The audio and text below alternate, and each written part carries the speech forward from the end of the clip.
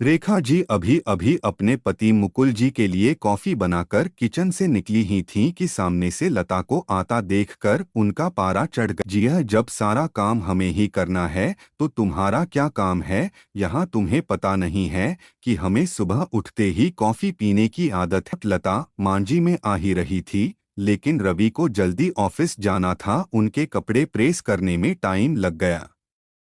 रेखा जी बस हर बात में बहाना पहले ही तैयार रहता है। लता को शादी करके आए अभी केवल 4 महीने ही हुए थे। यहाँ आकर उसे ऐसा लगने लगा था जैसे किसी जेल में आ गई है। उसे कहीं जाना हो तो परमिशन लेनी पड़ती थी। कोई गलती हो जाए तो पनिशमेंट मिलता था। सास ससुर और पति तीनों ही एक सुर में उसका विरोध करते थे। कभी कभी तो मन करता कि यहाँ से भागकर अपने पापा के घर चली जाए, लेकिन पापा हार्ट पेशेंट हैं। यह सब उन्हें पता लग गया तो न जाने क्या अनर्थ हो जाएगा। यही सोचकर सब बर्दाश्त करती रहती थी। लता ने जल्दी जल्दी सबके लिए नाश्ता बनाया, उसके बाद रवि को टिफिन पैक करके दे रही थी। तभी रवि ने आवाज दी, रविया लता क्या कर रही हो? इतना टाइम नहीं है, मेरे पास कार चला के नहीं जाना है। मेट्रो में कितना समय लगता है तुम्हें पता है? जरा सा लेट पहुंचो तो ऑफिस में सुनना पड़ता है। रवि की एक एक बात इस बात की ओर इशारा था कि उसके पिता ने कार नहीं दी थी, लेकिन वह अब सब सुन लेती है। पिता को कैसे बताए कि जिन्हें आपने उसका जीवन साथी चुना था वह पैसों का लालची है। एक दिन शाम को रवि घर आया तो उसने अपने पापा से बात की।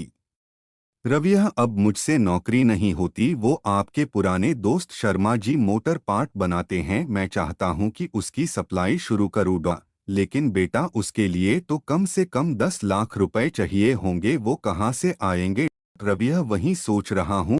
तभी लता चाप बनाकर लाती। रविया लता तुम अपने पापा से कुछ पैसे उधार ला सकती हो। लता का सब्र जवाब दे चुका था।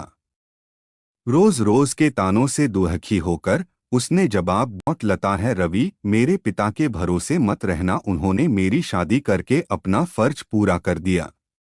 अगर आपको नौकरी करने में दिक्कत है तो मुझे जॉब करने दो, दोनों मिलकर कमाएंगे। और यह सुनकर रवि का पारा चढ़ गया। और रवि क्या बकवास कर रही हो, ज्यादा जुबान चलने लगी है। लता है रवि में बहुत बर्दाश्त कर चुकी हूँ, इसलिए मैंने जॉब करने का फैसला किया है। अब यह नहीं, हमारे घर में यह सब नहीं होता। तुम्हें जॉब करनी है तो अपने घर चली जाओ। लता मुझे पता था आप यही कहेंगे। मैंने वकील से बात कर ली है, मैं जल्द ही तलाक ले लूंगी। यह सुनकर रवि और उसके पिता के हाथ पांव फूल गए। तभी रेखा जी वहां आ गई। रेखा जी देख लिया बहू को सिर पर चढ़ाने का नतीजा। निकाल दे इसको घर से बाहर। डरता है ठीक है, मैं पुलिस को फोन कर देती हूँ। आप मेरा सारा सामान और दहेज वापस कर दीजिए, साथ ही हर महीने अपने पति की कमाई का आधा हिस्सा मैं कोर्ट से ले लूंगी। इस मकान में भी मेरा हिस्सा है, आधा मकान मेरे नाम कर दीजिए। रेखा जी यह सुनो, ये क्या कह रही है? मुकुल जी बेटी ऐसी बातें क्यों कर रही है? आज के बाद हम तुझसे कभी कुछ नहीं कहेंगे, तू अपने कमरे में जा। लता है नहीं पापा जी, बहुत बर्दाश्त कर चुकी मैं। अब मुझसे ये दिन भर के ताने बर्दाश्त नहीं होते।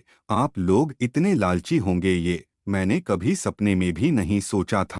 रेखा जी है, इसके बाप को फोन करके बुलाइए। इसके मुंह लगने से अच्छा है उनसे डायरेक्ट बात करते हैं। बताह मांझी मेरे पिता हार्ट पेशेंट हैं, अगर इस बात को सुनकर उन्हें कुछ हो गया तो इसके जिम्मेदार आप लोग होंगे। ड्रविया ये तुम्हें क्या हो गया? आज से पहले तो तुमने कभी ऐसी बात नहीं की। लता मैं आज तक आपके और मम्मी पापा जी के हर ताने को बर्दाश्त करती रही। 20 लाख रुपए मेरे पापा ने शादी में खर्च किए, फिर भी आपको कार चाहिए, बिजनेस करने के लिए पैसा चाहिए। लता ने उसी समय अपना सामान पैक किया और घर छोड़ जाने से पहले उसने अपने सास ससुर और पति तीनों को कहा, लता अगर मेरे पापा को आपने कुछ बताया तो मैं आपको अरेस्ट करा दूंगी। तलाक का नोटिस आपको मिल जाएगा, चुपचाप साइन कर देना। लता वहां से निकलकर अपनी एक सहेली के फ्लैट में पहुंच।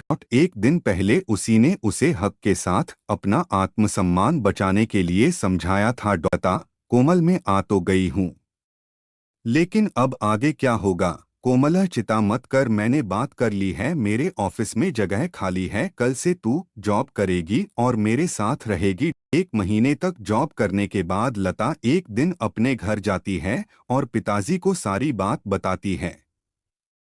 उसकी बात सुनकर उसके पिता कहते हैं, पिता बेटा मुझे तूने क्यों नहीं बताया? लता है, पापा आपने मेरे लिए बहुत कुछ किया है, अब मैं आपको परेशान करना नहीं चाहती थी। डाह बेटी में इतना कमजोर नहीं हूँ, तू चिंता मत कर, घर आजा। लता है, नहीं पापा मुझे कुछ समय दीजिए, अपने पैरों पर खड़ा होने दीजिए, अपनी एक पहचान बनाने दीजिए। कुछ ही महीने केस चलने के बाद रवि और लता का तलाक हो गया। रवि को पूरा दहेज और 30 लाख रुपए देने पड़े, साथ ही हर महीने अपनी सैलरी का एक हिस्सा वह कोर्ट में जमा करवाता था।